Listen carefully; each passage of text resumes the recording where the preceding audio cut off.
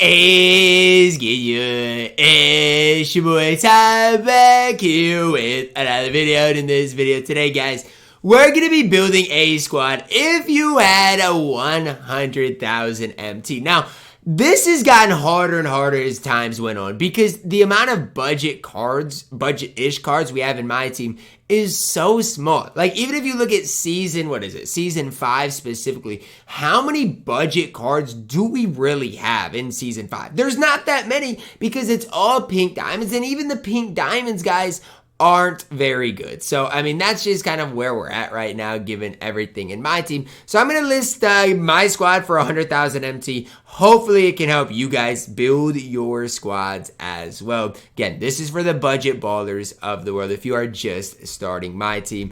At the point guard position, I'm plugging in Amethyst Anthony Black. Now, if you got the free Donovan Mitchell, just run him. If you have the free James Harden, if you've gotten him, obviously run him. Same thing with, like, if you have Austin Reeves. But for 14,000 MT, Anthony Black is 6'7". He can knock down shots, play solid defense, and just do the little things on the court that you might need at a decent enough level. Is he going to be ever the best point guard in the game? Probably not, and that is okay. What I need him to do is, again, compete at a solid level, at a high level, as well as knock down shots, and I think he is going to do that for you guys on the court. Again, if you have any of those free cards, even like a Pink Diamond Denny, run them first, but Anthony Black, defensively going to be solid because he's 6'7", offensively can knock down shots, leaner's okay as well. Anthony Black, my starting point guard for 14,000 MT. Headed into the shooting guard position, this one you guys should know that I love. Amethyst Peyton Watson, same price.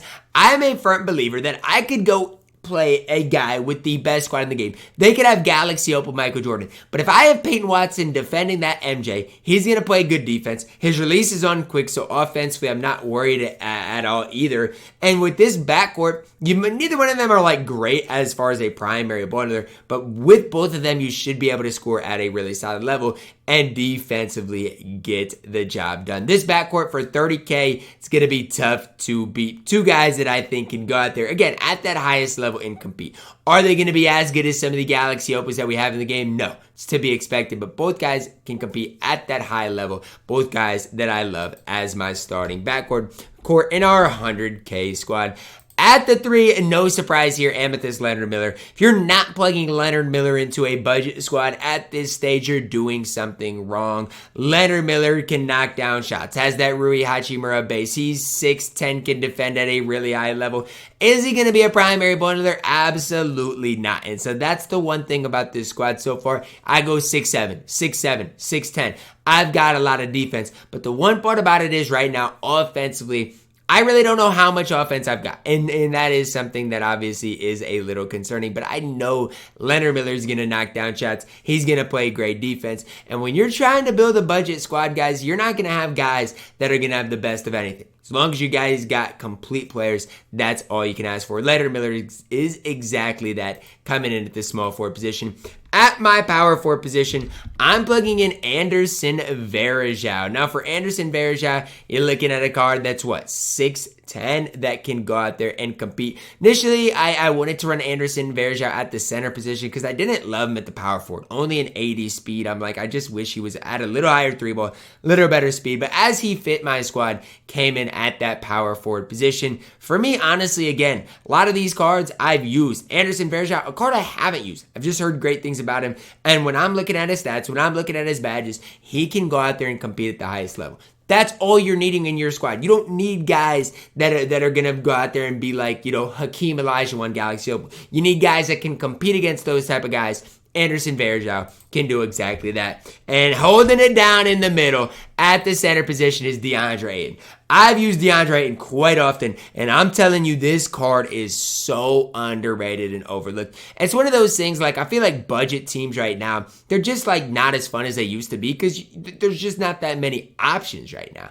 But DeAndre Ayton is my favorite budget big in the entire game, and I don't even know if it's close. Like, the next best center is going to be my backup center, who I think is very good. I don't even think is on the same level as DeAndre Ayton. And am I hyping DeAndre Ayton up too much? Maybe. But his player build's wide. He's going to get you paint snaps. He rebounds the ball at an elite level. And guess what? He can shoot the ball with a great release that's tough for defensives to contest as well. So when I'm looking at things, when I'm looking at building my budget squad, if you're not having or not including DeAndre Ayton in it, I think it's a little bit of a red flag. Starting lineup, you're looking at 14K, 14K, 10K, 14K, 9K. So you're looking at a squad that total, you're probably looking nearly 60, 65,000 MT.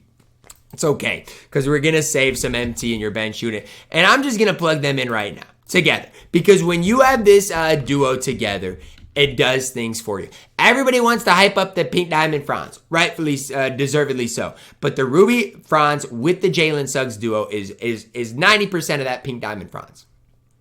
I've used both of them, and trust me, Ruby Franz comes to Diamond Franz with the duo is nearly just as good. And Jalen Suggs in his own right is so good for a budget card as well. The best part about these two cards right here, they're 2,000 MT each. You can have a great backcourt for 4,000 MT. And if you're watching this video and are struggling, Ty, I'm just starting the game. I'm trying to, start building my team, start building a squad. Whether you play triple threat, whether you play clutch time, the first two guys I'd recommend building your squad around are Jalen Suggs, Franz Wagner. You run them together, you basically have two diamonds with pretty solid releases that can get the job done on the defensive end of the court. That again can go out there and compete against the top guys. You're looking at a Jalen Suggs. Is he ever going to be like a SGA? Is he ever going to be, a Cade Cunningham, Galaxy Open? No.